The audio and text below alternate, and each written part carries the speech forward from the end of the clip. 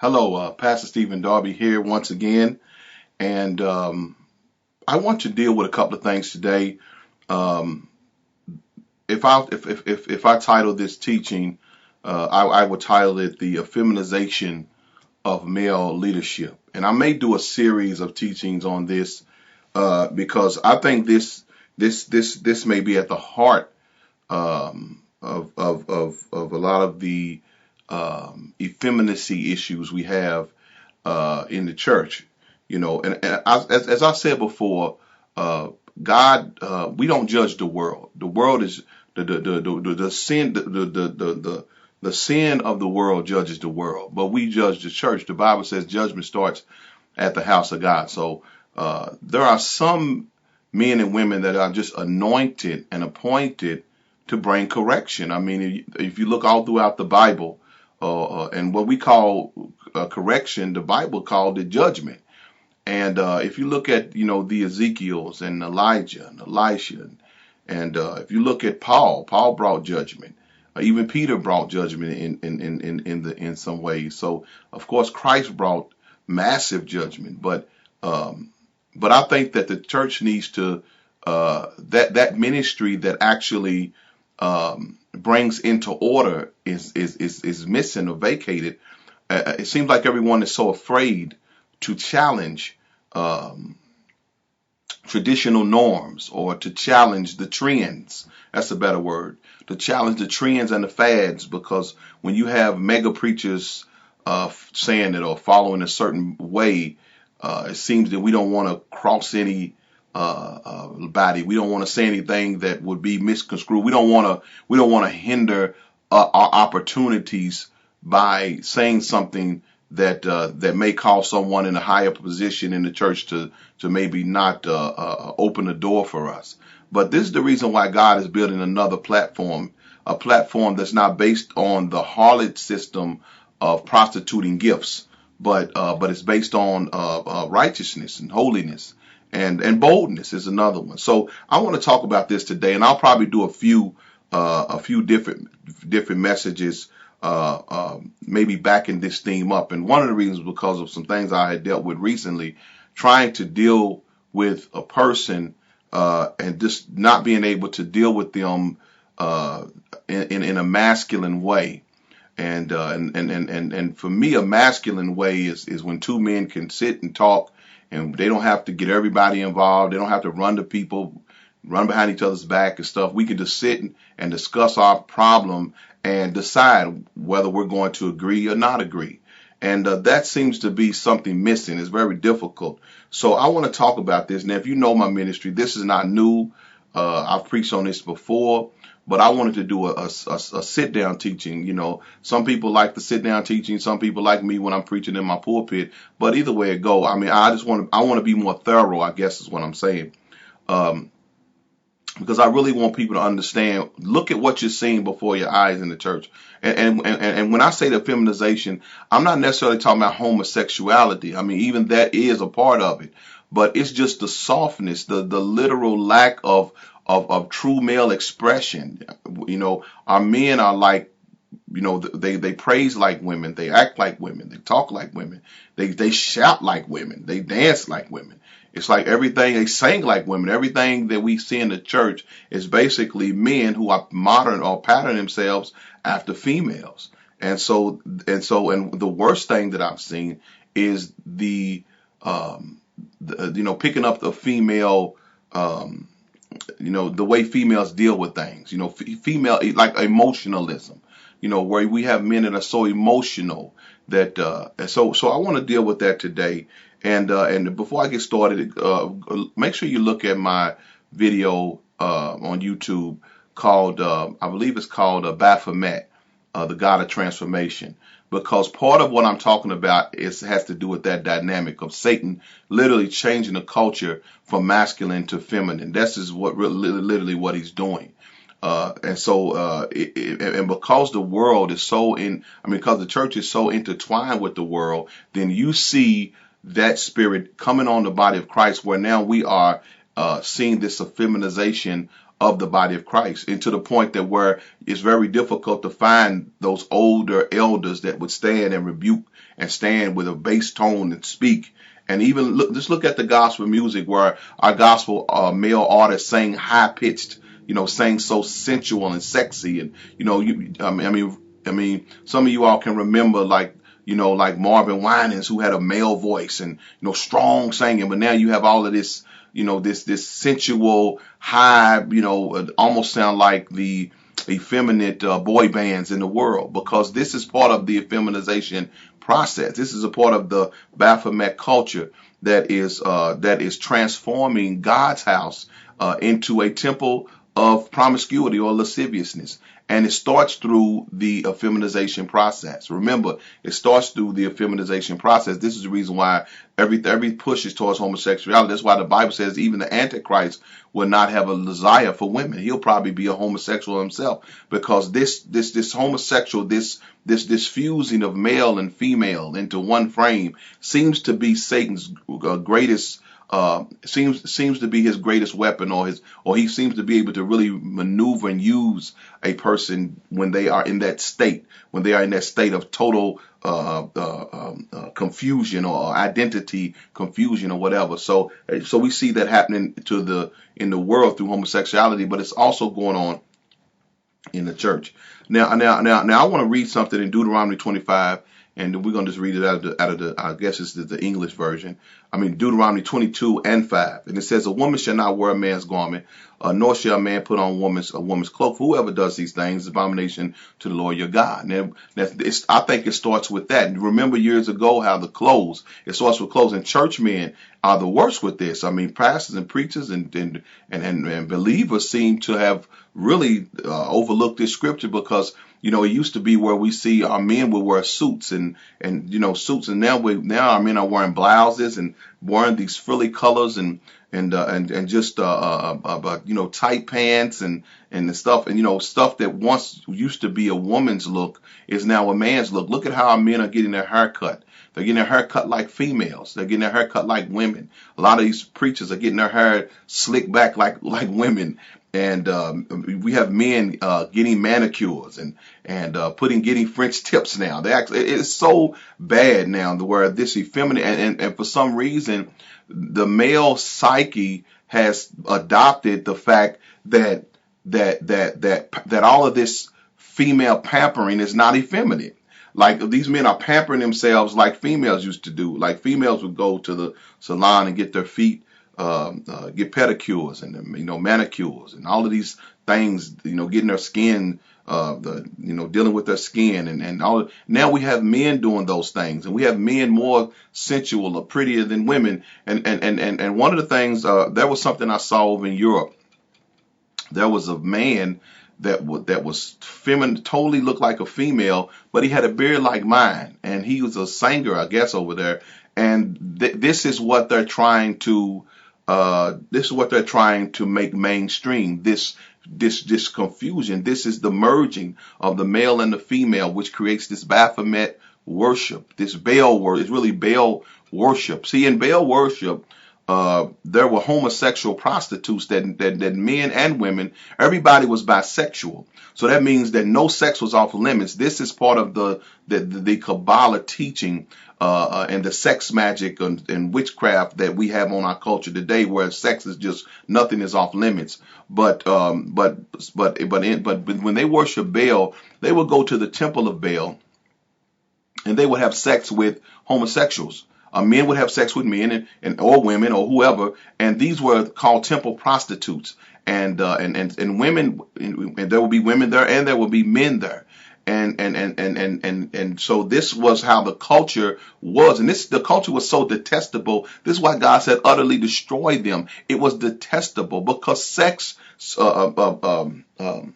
fornication. The Bible says, Paul said that you sin against your own temple. It's the quickest way to destroy a temple. Not only that, it's the quickest way to bring a person to base, to zero. In other words, where they live out of animal instincts. When you allow the lust of the flesh to take over and thrive, then you begin to live like an animal, like a dog. How a dog will go up and sniff another dog, and without thinking, just goes try to hump the dog. That dog is doing what a dog do. It's an animal. It's living out of a program, a basic instinct. It's not really thinking. It just does what it's programmed to do. Well, this is what the human nature is.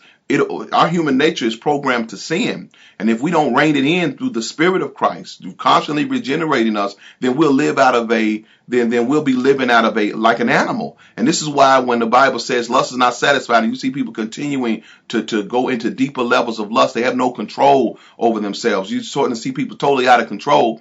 That's because they're giving in to these carnal desires, and the more they do that,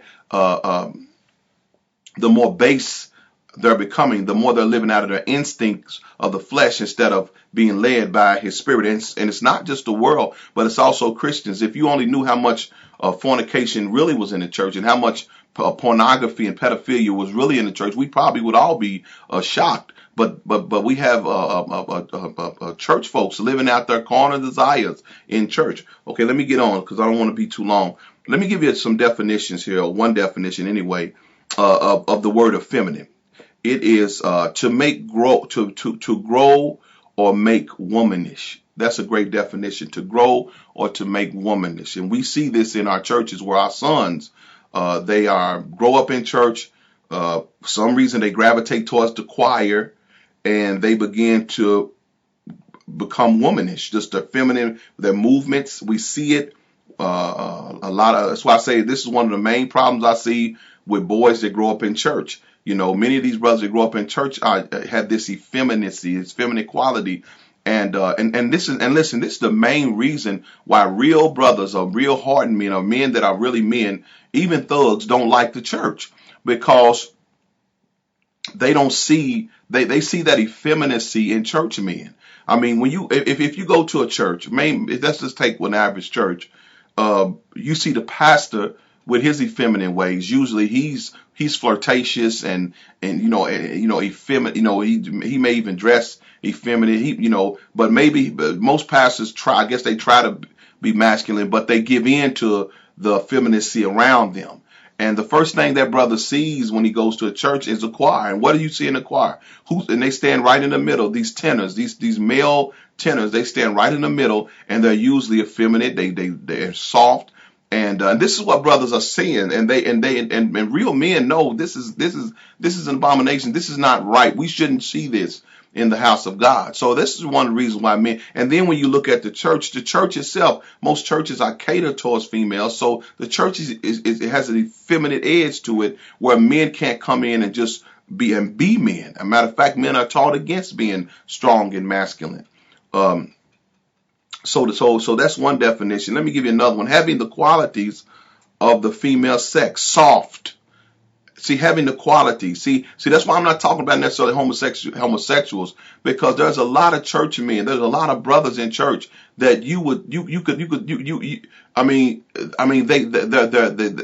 their demeanor, their attitude, how they handle conflict, it's a good word. How they handle conflict is like females. Literally like females. How females are catty and petty and go back and forth. Look at this stuff we have on TV, like some of these shows that, I suggest you don't watch them, but if you did want to watch them, you'd understand what I mean. When you see shows like the hip hop shows and R&B divas and all of that, and you see how catty and petty these females are, just fighting and, just always talking about one another and always, just going at each other. That's just females. That's how females, most of the time they operate, especially if they're carnal. But look at our men now. Our men are like this. You can go. You can go in. Look at how men deal with conflict. Instead of men just being men and strong and being able to handle each other, men reduce themselves into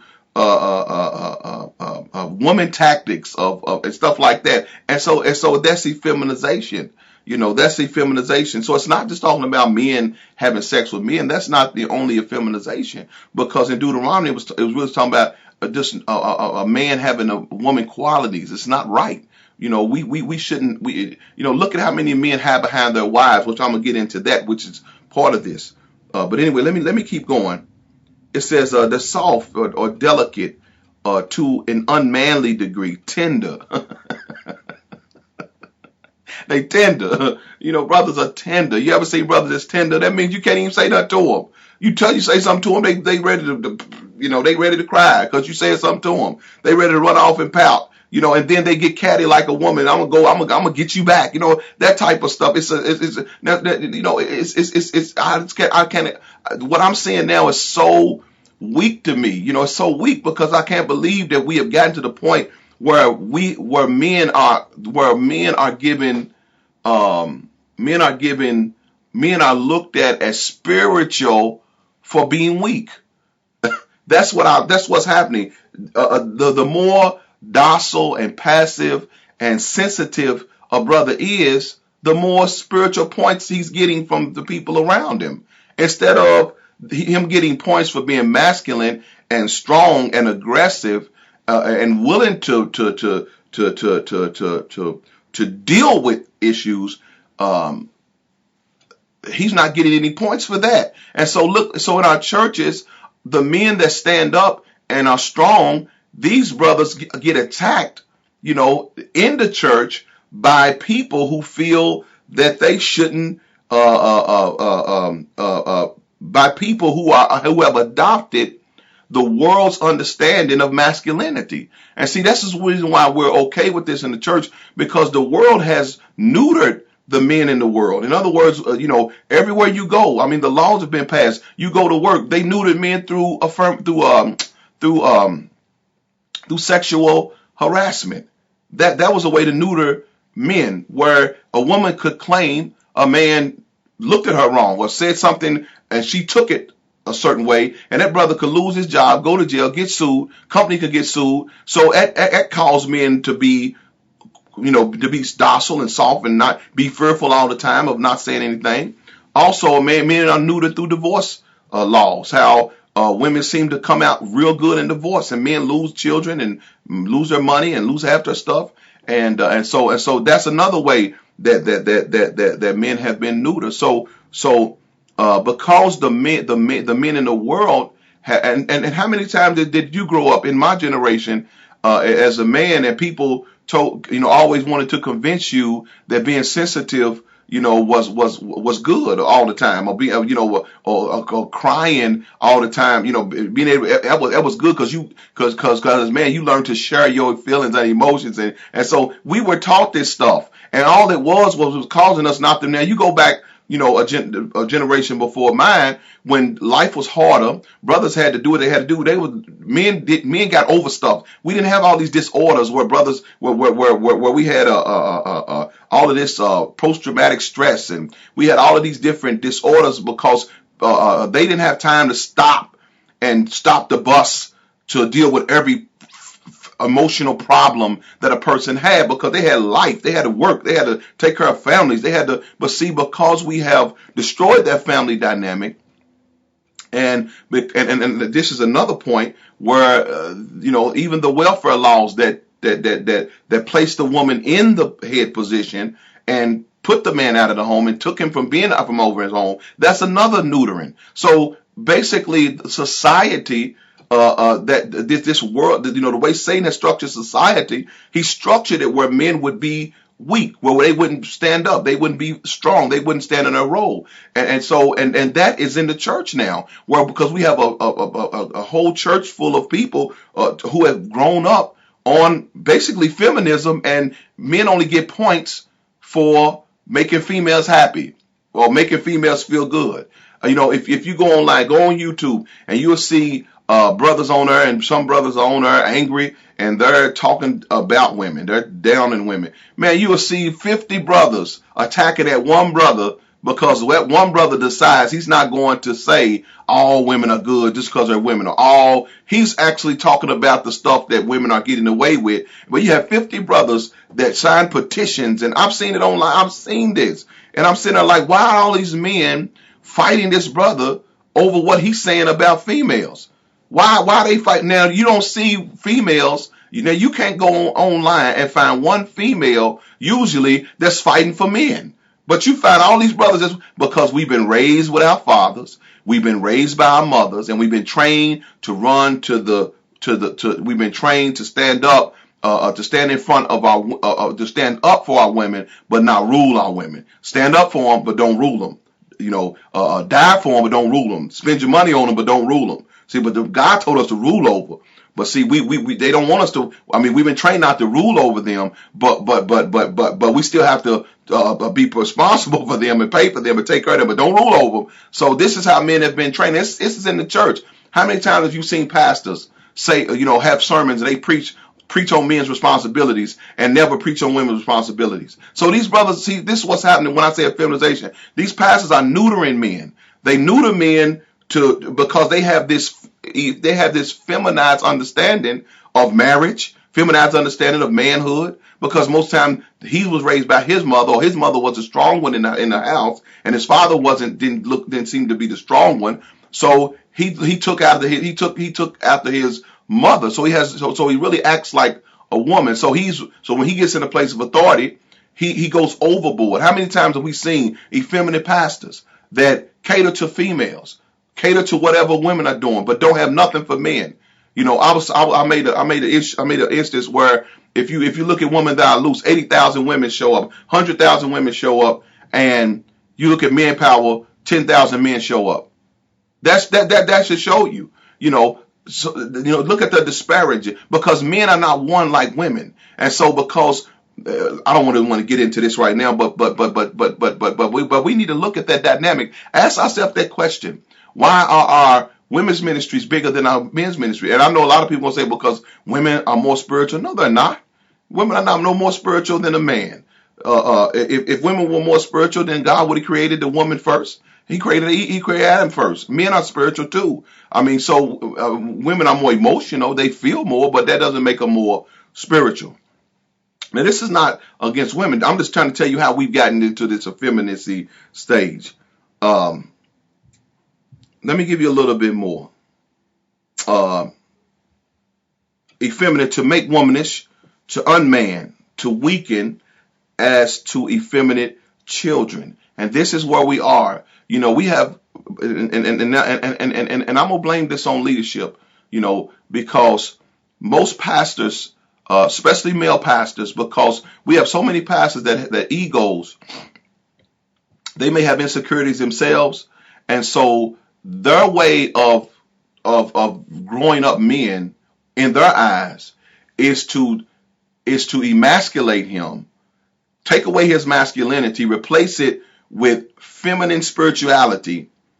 And this is why we have so many brothers that they have to, God told, they got, how women, they got to hear what they can't make a decision without the Lord had to tell them. The Lord, they can't make male decisions. They have to go into spirituality, because they have not been trained that their decision making is good, that their manly decision making is good. So most pastors, because not all, I said most, because they have such ego problems that that's very difficult for them, that they have to be the top man, and all the other men have to be modeled after him.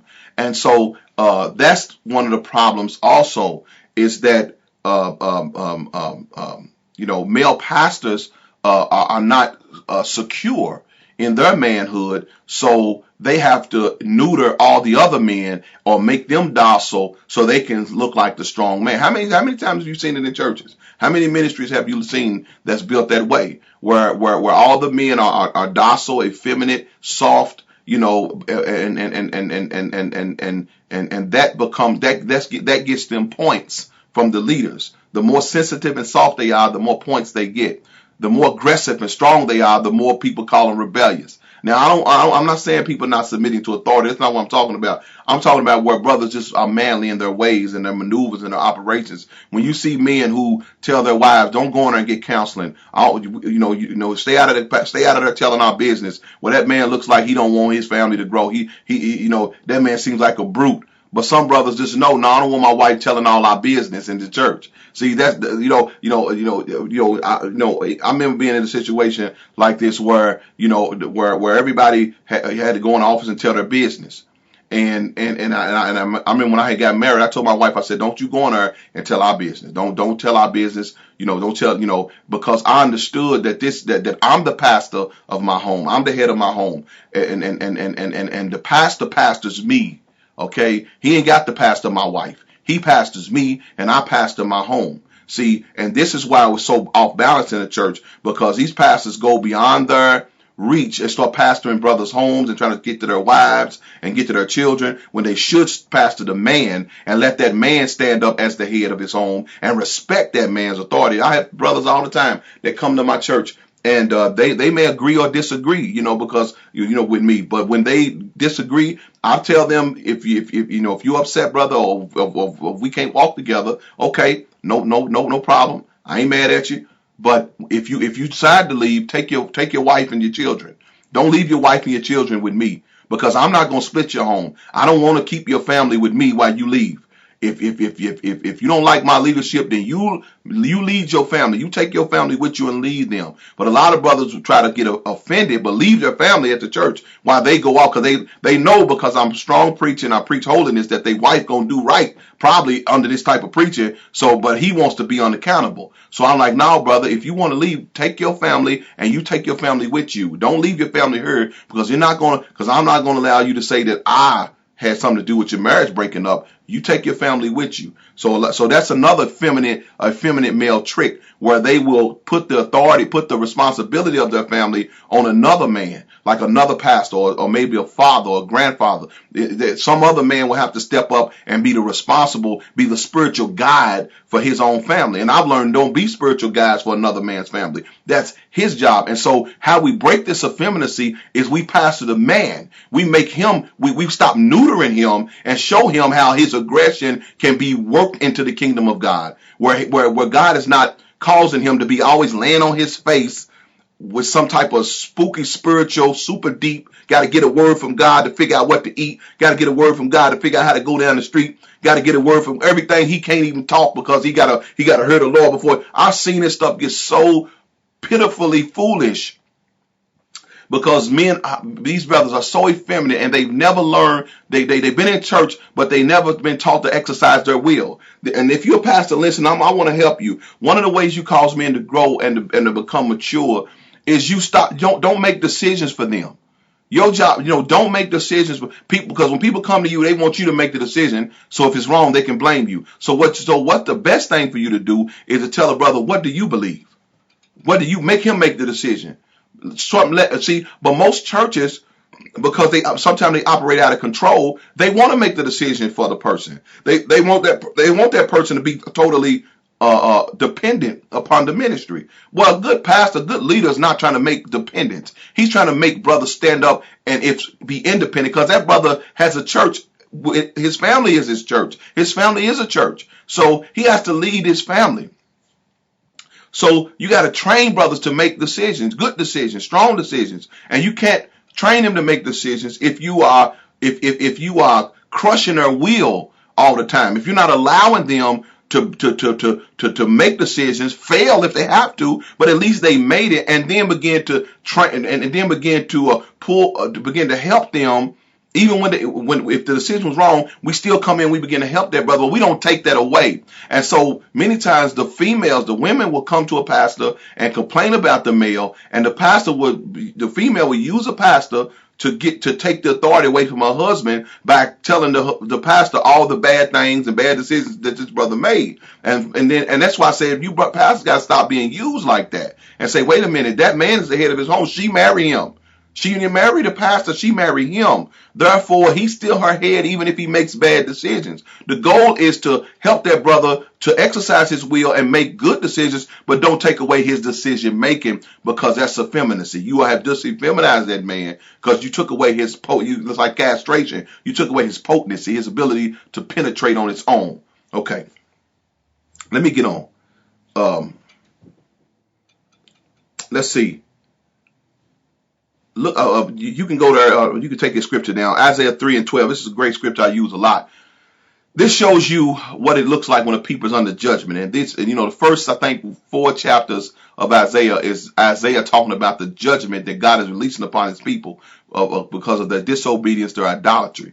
And this is one part of the judgment, because when God judges the people, there are certain things that starts to happen in the land, and that's why you see what's happening in America, and even what you see what's happening in the church. When you see these things happening, one of the judgments of Isaiah, it said that the daughters of Zion are haughty.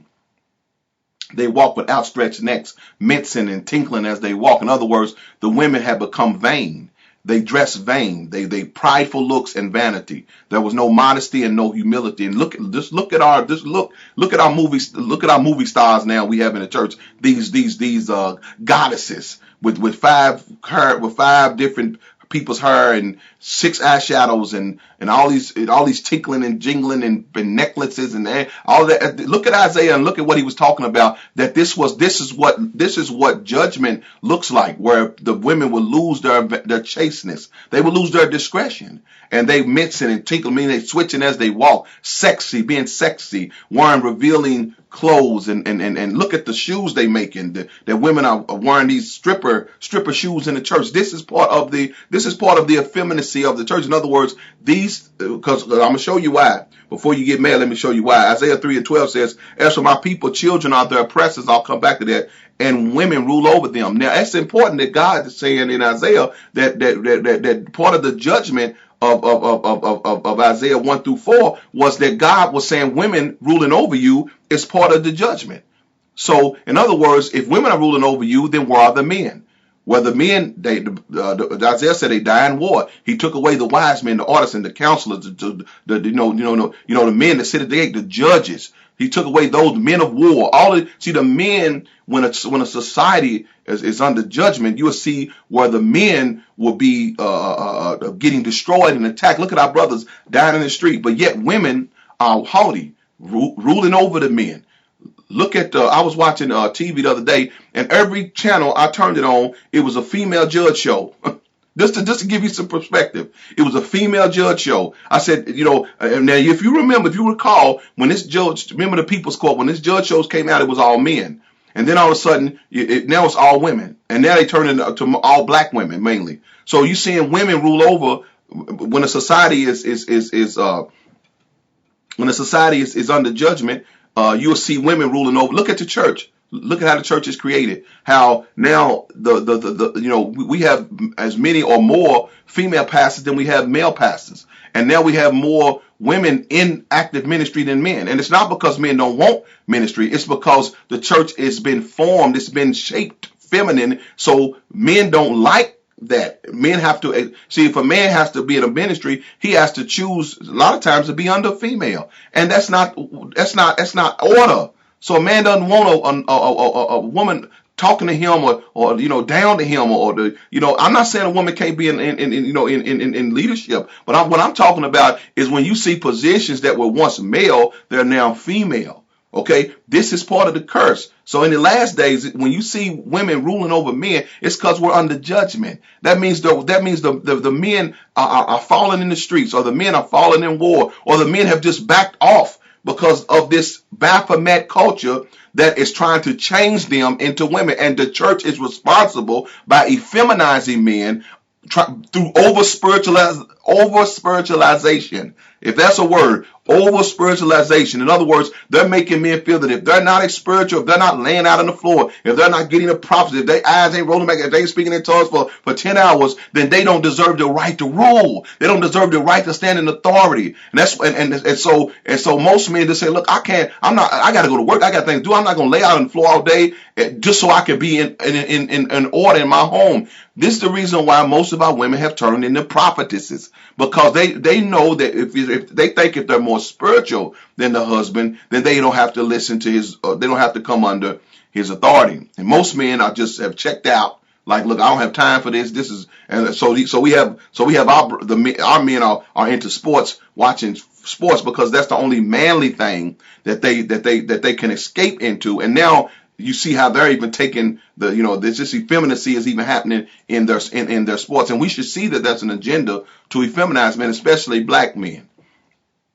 All right, so Isaiah says, as for my people, children are their oppressors, and women rule over them. O my people, they which lead thee cause thee to err and destroy the way of thy paths.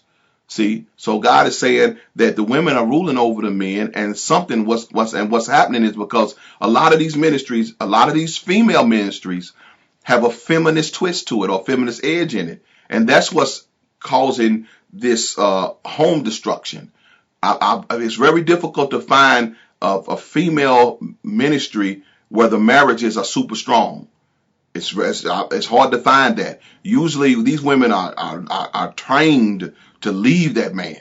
You know, if he don't make you happy, leave him. God said, leave him. This is what we have going on because it's out of control. You know, it's out of control. All right, let me keep going.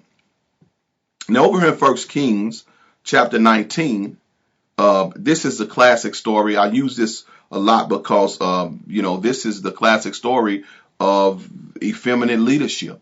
Jezebel and Ahab, effeminate leadership. And this is the dynamic that I see in most ministries where you have an Ahab man and you have a Jezebel woman. And usually these are the pastors of churches where you have a strong, aggressive, passive aggressive, behind the scene woman, and you have a effeminate, weak, neutered man who can't stand up to men. Now, if you really look at what Ahab's problem was, because I told you I wasn't talking about just homosexuality, I'm talking about this softness. Effeminacy just means soft too. Ahab wanted Naboth's vineyard. This is what got them cursed, even though they did a lot of bad stuff. But what got them cursed was they wanted Naboth's vineyard.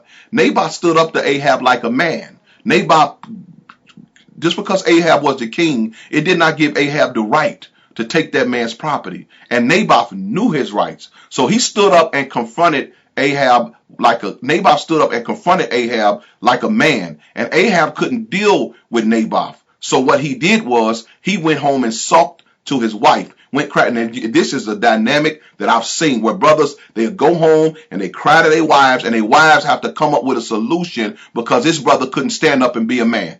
I can't stand it. When I see that dynamic, I try to get away from them type brothers. I don't want them brothers in my life. I don't want to be connected to them because these Ahab style brothers will end up getting you killed in the end. If you look at Jehoshaphat, he got killed, I believe. I think it was Jehoshaphat that went to war with Ahab. He got killed fooling with Ahab. These brothers, these type of men, they will incite men to fight their battles and that man will get shot up, get attacked, and these brothers will step back and let you fight the battle because they didn't have the heart to fight it themselves. So when you see that weakness, that Ahab weakness, where brother, and listen, and part of the Ahab weakness is also where that we see in our society where brothers won't work. That's a spirit of Ahab. Brother won't work. He won't take care of his family. Bible says he works in the infidel. But these are the brothers that we see now that won't go get a job, won't stand up financially, yet they want to stand up and speak for the Lord. Look at all these other type of funny religions you have, like some of these Muslim style religions and some of these Hebrew Israelite style. These brothers are out on the street corner hollering, talking about they are the Jews and they are righteous. Yet these brothers usually don't even have a job. They're not taking care of their families. And so what makes you responsible is that you actually take care of what you're producing. And so part of the Ahab culture is where our men are allowing the women to work and move up in stature, and they manipulate the women now. Remember, that's backwards. It used to be where the women would manipulate the men out of money. You can call it tricking or prostitution or whatever. But usually women were looking for a good rich man or a man with a job or some good money. And she would get with him because he had those means, the ability to take care of her. And I think that's right. If a woman is doing it, I think that's right. If she's looking for a good man to take care of her, that's okay because that's a man's job. But now we have men who have totally vacated their role as provider, who have totally vacated their role as financial protector, as bill payer, and they're actually looking for the female to go out there and bring home the bacon, yet they still want to have authority in the home. This is the dynamic we have. This is effeminacy. And we have this in the church. I remember going to a church one time, being part of a ministry, And when I got saved, I came in off the street. You got to realize I was a drug dealer. And when I got saved, I heard the Lord speak to me in the club. I was drinking, and He spoke to me. I left out of the club and received God out in the snow. So that's why I got radically saved. I'm not none of these church cats that grew up in church and just you assume they were saved. No, and they learned how to shout, dance, and speak in tongues. No, I got radically saved. That's why I'm so radical now, because I got radically saved. I had one Apostle Paul knock you off the horse, blind to experiences, and that's why I'm the way I am now. But anyway, but I remember that I was in the club, and so I was saved a month before I went to church, and I was just reading my Bible. Matter of fact, I had a Bible study. Read my Bible, just read my Bible. Had a Bible study, and getting people saved. That's all I knew to do. I didn't know nothing else.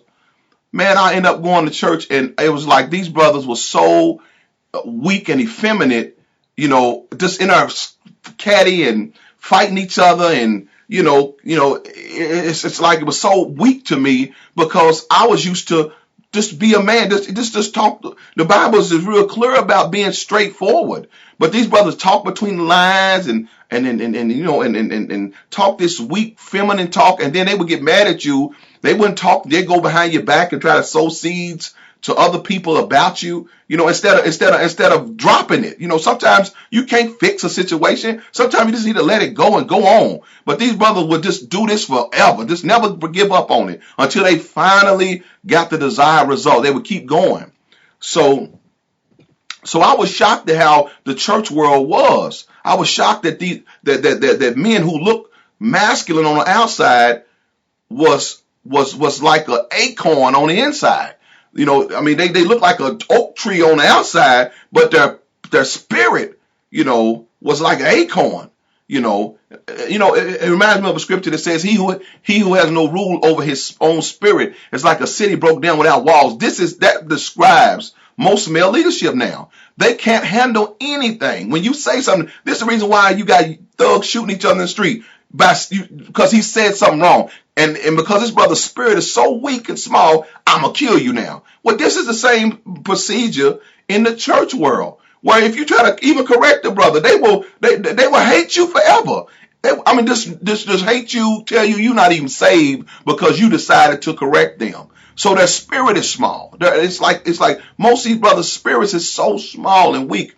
And that's because they've been effeminized. This is that Ahab dynamic. Ahab couldn't stand Naboth correcting him. Naboth told him, look, man, this is my vineyard. It was given to me by my family, and you have no right to take anything. You have no right to take this vineyard. Now that was two men talking. Why didn't Ahab stand up and say, well, I'm the king, or why didn't he take it by force himself? Why he didn't do any of that? He went home and cried.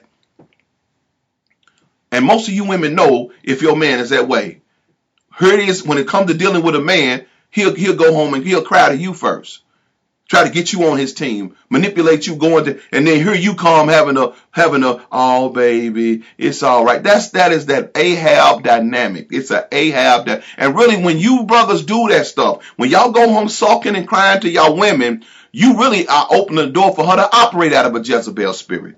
See, you open the door for her to take control. You open the door for her to step up into a position she's not called to, because you have vacated your authority through your weakness. So really the problem is, and that's why I said as much as we talk about Jezebel, Ahab is the main problem, because he always vacates his authority, and that allows her to take over. How many churches are built that way? Well, you see the male pastor won't confront anything, but the female pastor confronts everything. They fear her authority more than they fear his. Nobody's scared of his authority, but everybody's scared of her authority. That's because he has vacated his authority. And how did Jezebel deal with Naboth? The way females, she dealt with him like a female would. She didn't confront him, because that's not how females do. She went to the elders. She went behind his back, lied on him, wrote a letter to the elders. She went to other men. See, and this is how these men do, because they got this feminine way, these effeminate brothers. They'll go behind your back to other brothers in the church or wherever. It could be on the job. You ever been on the job like that? And these brothers will go behind your back and try to get other brothers, get a consensus, get people on their side first. Before you even know what's happening, they're already behind the scene trying to get people on their side. They can't stand up and just say what they mean. They can't talk to you straight up. Ahab couldn't talk to Naboth straight up. So he had to get his wife to go behind the scenes. This is the dynamic, and start manipulating and even lying and slandering. They slandered Naboth, said he blasphemed, lied on that man, and she used Ahab's authority, his ring, signed that thing, and got that man executed because this brother couldn't talk for himself as a man. Tell me we don't have that in the church right now. Tell me, if you tell me we don't have that, I will be done preaching. That is what you see. Go, just look at this thing. This is what is this dynamic is the most, look, I know I always say this is the biggest problem, the most, but this is the most destructive force I've seen. I mean, when you see this bloodbath we have in church, it's the Ahab Jezebel dynamic. And so, because the men are effeminized. Let me get done. It says, and Ahab told Jezebel, this is 1 Kings 19:1. And Ahab choked, remember this is when Elijah destroyed the prophets of Baal and the offering of called fire down. And Ahab told Jezebel all that Elijah had done, and withal how he slain all the prophets. And that Ahab is the king, yet he gonna go back to his woman. See, these brothers use their women. This is how these brothers actually use their women to fight. I had a brother that had a beef with me, but he got his woman to listen in on the conversation when he called me. Why come you know, it's like that's what females, you know, you ever seen females keep on trying to get the last word, text you back and forth. Keep, you know, you ever seen people on Facebook arguing, they just keep on going back and forth. Real men squash it. Real men just say, man, this, look, I cut you, you cut me, we done. It's over. You ain't gonna change me, I ain't gonna change you. Let's kill it. And then let's go cool off. Let's go pray. Let's leave each other alone for a while. And then maybe after a while, we could come back together. But we not gonna fix it because you heated, I'm heated. I'm telling you, I'm angry, I'm heated. So I ain't gonna bow to no foolishness. So you heated. Let's just walk away. No, these brothers can't do that. They got to keep on texting you, calling you, texting you, calling you, texting you, calling you, going to other people, texting you, getting their wife on the phone, all this type of stuff because because the weakness in them is trying to set you up to attack your character. That's what they're doing. So I had that situation happen. Like, dang, bro, you know, two men are talking, and I'm talking to you like a man. But you get your wife to listen in on the telephone to listen. I mean, that's one of the weakest things I've ever seen. I'm like, two men are talking, and you put your wife in it. I think that's weak to me. That's weak to me. Anyway, but like I said, Ahab, what did he do? He went to his wife. When Elijah did what he did, killed the prophets, Ahab didn't go after Elijah. He went to his wife and asked his wife and told his wife so she could get into operation. This is the effeminate dynamic in the church. Brothers use their wives the wrong way. Brothers use their wives to fight battles that they're too weak or afraid to fight. Just like a brother that won't work, he's using his wife to go out here and work, and she's fighting a battle of finance against poverty for the family. This is what we see, and these are the brothers that I remember when I was going to a church one time, and all the brothers, just about all the brothers in the church didn't have a job.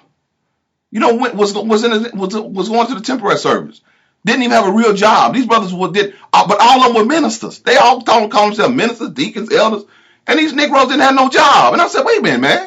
Man, get out of the church and go get a job. Put this down and get a job. Take care of your family. But see, that Ahab, that weakness in men will cause them to shirk that responsibility of taking care of their family for spirituality. They always trade their listen to me, it's close. They always trade their responsibility for spirituality. How do they hide their responsibility? Through spirituality. So when somebody questions them about their responsibility, they say, well, God told me. God's calling me. God's leading me.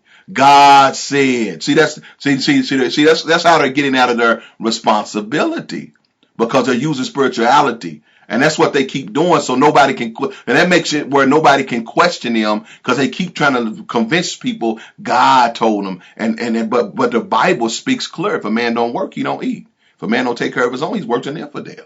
So, but that not working is part of effeminacy. It's part of Ahab effeminacy. And so the Bible says, First King, Ahab ran to his wife. Verse 2 says, then Jezebel sent the messenger. Then Jezebel sent the message. His wife.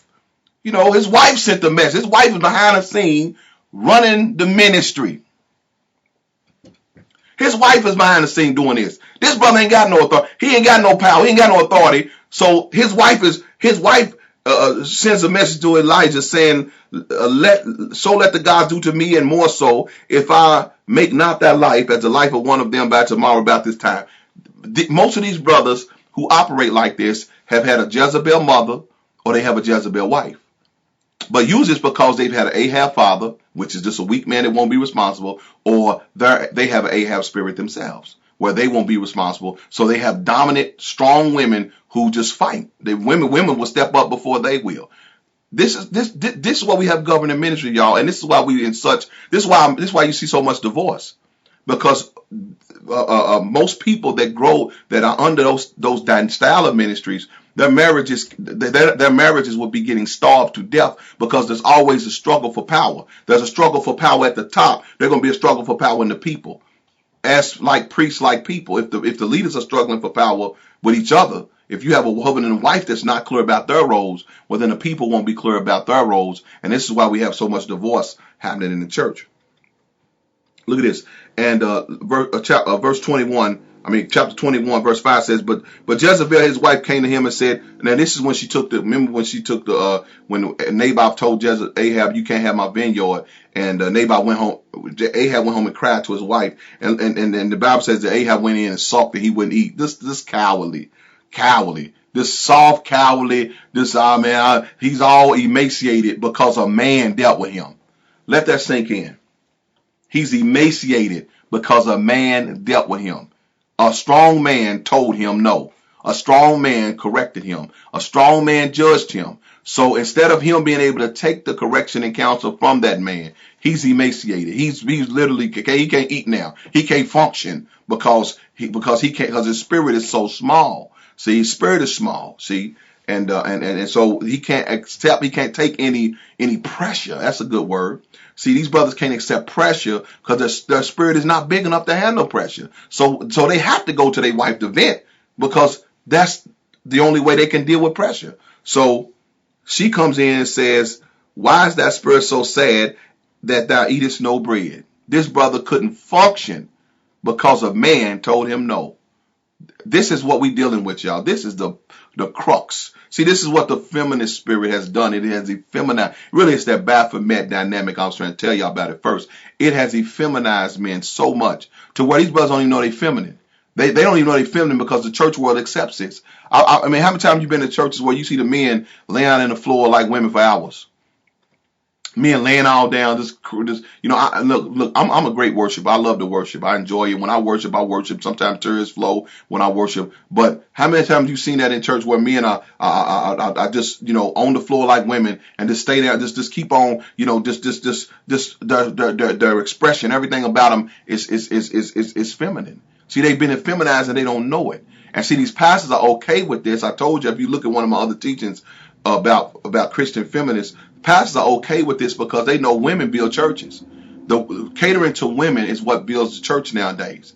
They know catering to men don't build churches, so they have to cater to females, so everything has to be feminine. That's why you got these little dancing girls twirling most of the time to give the female something to do. That's why you got all these extra activities for women. That's why you got all these women ministries and all of this stuff is for women. Why? Because women are the ones that spend money and build churches. The men don't necessarily do that. So because they're trying to cater to the female, they have to give her what she wants. So that's why most churches are effeminate. They got to put her son in the choir, let him sing. It doesn't matter that little boy is sweet and turning gay, but they got to please the mama. You see what I'm saying? So this is the problem. And, fathers are not there because most men don't like effeminacy. Most men don't like effeminacy. They rather be away from it.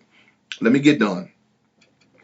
Let me jump down to 21:7. It says, and Jezebel said unto him, Doest thou now govern the kingdom of Israel? Arise and eat bread, and let thy heart be merry. I will give thee the vineyard of Naboth the Jezreelite. Think about that. In other words, she asked him, "Are you the king?"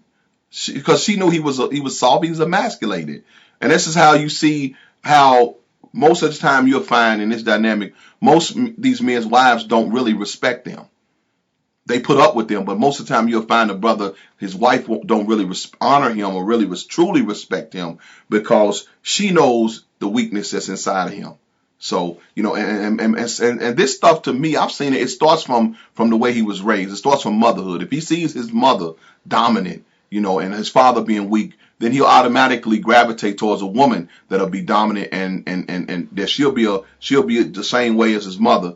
And he needs that. I had a brother, I used to tell him, I said, brother, he was a single brother. I said, brother, you looking for a woman to control you. I said, because this is going to get you out of your responsibility. See, you don't have to be strong and responsible if you have a woman that's willing to do it for you. And so he was looking for a mother and not a wife. Why? Because he wanted to be irresponsible, and he didn't want to stand up and be responsible. So it was better for him to find a mother that would take care of him. So basically, what are these brothers good for? They good for having sex, basically. If they're not going to stand up and be a man, if they're not going to lead the family, then they just good really for making babies, having sex. And that's what we have turned our men into. Basically, they make babies. They don't even have to be responsible for that. The welfare system is taking away that responsibility. So this is the effeminacy that we see in the church, and it's not going to change. It's not going to change until pastors stop allowing these effeminate brothers to manipulate and to get out of their responsibility. I would never put a brother in ministry that wouldn't take care of his family. I would never bring a brother. I would never, if a brother has effeminacy tendencies, if he's tender, he's going to sit down until he get it right. If he got these homosexual ways in him, he's not getting in my choir. See, this is how you stop that stuff. When you stop bowing to that because everybody's doing it, because it's okay, or because it looks good, or because maybe it makes me look like I have more members. I don't know. But pastors have to stop this. We have to see it at the door and check it. When you see these little boys growing up in church and they walk and their wrist starts slapping and their butt starts twitching, hey, that brother needs an office visit. But because we have allowed this homosexual effeminacy culture to permeate. Look at how these brothers dress now. Look at some of the Kirk Franklins and stuff. I like his music, but look at the way they dress. Just tight pants and Philly blouses. They look this women stuff. Literally, they wear women clothes now. Why? Because or at least homosexual style looking clothes, and this became okay. This became the norm of the church. And see, pastors have to put an end to that and stop it by saying, no, that effeminacy is not going to work here. No, brothers need to dress like men. I tell brothers, ain't nothing better than a male suit in church. That's the best thing you can wear in church. Sometimes we need to cut out all these jeans, cut out all these designer shirts, and these shirts with all this writing on out.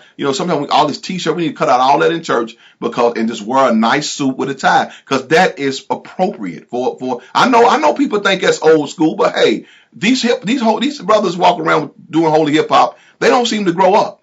They walk into church. They want you to accept. They walk into church. They pants sagging. Walk into church they got $100. They got $200 tennis shoes on, but they don't have a job because God's calling them to preach or to rap or everywhere. So see, I don't believe in that. I believe you're supposed to come up and you come up, and I believe that nothing better for men than a nice suit, or either a shirt and tie. A shirt and tie goes a long way. Clean shirt and tie. So we need to stop, first of all, deal with the appearance. I think it starts in appearance, because what is ever in you gonna come out on the outside. So and same thing with I could talk about the stuff that are going on with the women, but I may talk about the women's situation maybe in my next video, but this is talking about male leadership. Secondly, we need to make sure that the men that we put in leadership are well balanced in their emotions, and that means that they are that they're able to see. This is the reason why, and this is why I teach this at my church. People don't understand the reason why God gave Adam work first. God gave Adam work, then God gave Adam word, then work, then shelter, then a woman. You know what I mean? So that's what God gives you first. So this is what brothers should get first: God's word, then a job, then somewhere to take a woman, then a woman. See, and if you get it, if your brother get that out of order, man, his house gonna be messed up. You're gonna be hard to get his house right. But the reason why God gave Adam work, because work is spiritual. See, work disciplines. Work makes responsible and accountable. See, these things if a brother don't work in a church pastor, you're gonna spend your time trying to train him in something that a job would do. See, that's why we get our sons working early, because that job is going to teach him to, first of all, get up out of that bed. Set that clock, get up out of that bed. See, that's one thing. It kills that laziness. Thirdly, be on time. That's another. See, that's responsibility. So without him even being spiritual, he's learning spiritual. He's learning spiritual protocol just from having a job. Submit to authority. See, you're gonna have to submit to your supervisor or your boss. He's learning this through work. So when a brother don't work, he's not learning those dynamics. So they come into the church, they come at the church without that work ethic, and they want to get right in leadership, and then they can't be faithful. They can't work with nobody. They can't get along with nobody. Why? Because they haven't made it on the job yet. They ain't learned how to hold a job down. See, and that's why the Bible says a man should not try to take care of the house of God if he can't take care of his own house. He should not try to be over the house of God if he can't take care of his own house. And that's the epitome to me of effeminacy. A man can't take care of his own wife and children, yet he's trying to take care of the house of God. So this is the Ahab dynamic where you see brothers won't stand up. And I'm trying to tell y'all that most of you pastors stop bringing men up in leadership if they don't have word, work, shelter, and a woman. I think you need all four. I know that some people can be single and still do, but I don't believe that nowadays. I ain't seen it nowadays. Brother need a wife to be, because too many women, too much going on. But my point is, most times we are bringing people up in ministry that have not proven themselves as men first. Let that sink in. We are putting people in ministry that have not proven themselves as men first. Not preaching, not good word, not singing, not none of that's ministry stuff, but he proved that he could take care of his family. See, one of the things that I did as a pastor is that, the call of God was evident on my life ever since, I had got saved. Ever since people ever heard me talk, they knew the call of God was evident on my life. When I got in the church, I wanted to do like most brothers. I wanted to preach and teach and, go straight up. Man, you know what the Lord told me? Get a job. Get a job. I worked for years, started my own business, had my own construction company, worked my own construction company for years, over 10 years. I had my own construction company. I was pastoring and still had my own construction company. And what that taught me, first of all, what my construction company taught me was endurance, was how to take a job and finish it, how to have the spirit of a finisher. Where when you start something, you finish it. This is why you see, if you pastors know what I'm talking about, brothers just quit now in church. Just quit. There's people just quit because they've never finished anything. Well, that's what that job taught me. I had to first submit to bosses. It taught me a lot. So work was spiritual. And I think this is how you break that in young men. See, most of the time you see these effeminate little boys, it's because you see that their moms will let them stay, will take care of them for years and years. They be grown. Their mama still taking care of them. You need to send them boys out to get a job and put them in a masculine field. If you really put them in, make them cut grass, buy them a lawnmower, make them cut grass, make them do something masculine that will take up their idle time and then get them in a masculine field around other masculine men that can help impart masculinity into them. Because I'm telling you, if you leave them to themselves, the Bible says a son left to his mother, a son left alone will bring shame to his mother. And that's what we see now. So anyway, let me get done. How do we break this? Well, we break this by confronting men with checks and balances. Checks and balances. That means that we don't just assume that men are strong men because they're male and because they have the frame of a man, and even because they say they saved. As a pastor, you have to sit down with your men and get a checklist. And you're not meddling, you're not doing it to meddle. You're trying to make sure that the brother's well-rounded. If you don't do it with all your men, do it with your leadership, because your leadership should be willing to submit to that. Do it with your leadership. So that means you sit down with your leadership and you begin to go down a list of things that brothers should have in order. Start with, is he saved? Word of God first. Does he have a job? Does he have somewhere to lay his head? Is his home together? And then what about your wife? Because the wife is going to tell you everything anyway. The wife, is his wife, in harmony with him? Is his children in gravity? His name, his rep. Keep going. Make a list. You don't have to be a long list, but what you're trying to do, Pastor, is you're trying to start dialogue to see these areas where he's effeminate or he's lacking masculinity in. Because like I said, and I'm not saying the brother's gay. I'm saying he just made, to me, effeminacy is a lack of responsibility. Man don't want to step up and be a man. So you want to find those areas and then begin to help him in them areas to work, to push him in an area to where he will deal with those effeminate or those a lack of responsibility so that he will begin to be well balanced. And I believe once we begin to do that as men, and I believe we will first of all we'll bring a man into accountability, and then we'll raise up a better generation or group of leadership. And I believe we'll give our women something they can be proud of instead of something they have to tolerate. All right. I thank you guys for listening. That's the end of what I'm going to say today. I think I'm going to have another message, even though tomorrow's Sunday. I think I'm going to put something up on Monday because I want to continue along this theme because it's troubling when you see how our leadership is in the body of Christ and how it's very difficult to deal with men now because, it's almost like you have to, and that's why, we're so phony in church because we know if I say something to you, you're going to be offended. I don't know how many brothers that were supposed to be good church brothers, good close brothers of mine, and the minute I said something to them or we had a disagreement, man, it was almost like they ain't know me no more. And I said, what changes a brother from talking about they love you and then they all of a sudden they with the next breath they can't stand you because you just didn't agree with them. I said these brothers have never learned male procedure. They've never learned how to handle conflict in a masculine way. All they know how to do is a female way, which is fall out with you, talk about you, slander you, be catty, and get the last word, fighting back and forth, try to get other people to turn against you. That's a female procedure. Men, we shouldn't do that. Men should be able to say, listen, brother, this is how I feel. This is what I think. And the brother should say, I receive it or not. And if you don't receive it, okay, we going to love each other and still go. You go your way, I go my way for it. Even if it's for a time being, we'll come back together. But this effeminate spirit, man, this effeminate spirit is in men. This weakness causes brothers to fight each other. And that's why we can't come together and get anything done. Anyway, I'm done with that. Like I said, my name's Pastor Stephen Darby. Of course, you all know that. Don't forget to look at the video about Baphomet, the God of transformation, because it kind of gives you it gives you a little bit better understanding of the culture side, what the culture has done to cater to this effeminacy and how the church has actually adopted that. Okay, I love you. Until next time, you be blessed.